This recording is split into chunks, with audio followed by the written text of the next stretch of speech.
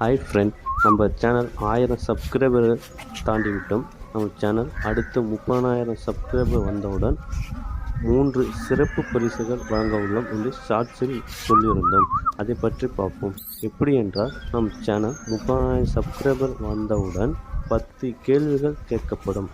அந்த 10 கேள்விகள் நம்ம சேனலில் உள்ள வீடியோகளில் இருக்கும். அந்த 10 கேள்விகளுக்கு பதில் சொல்லும் முதல் 3 பேர்களுக்கு மட்டும் சிறந்த பரிசு வழங்கப்படும்.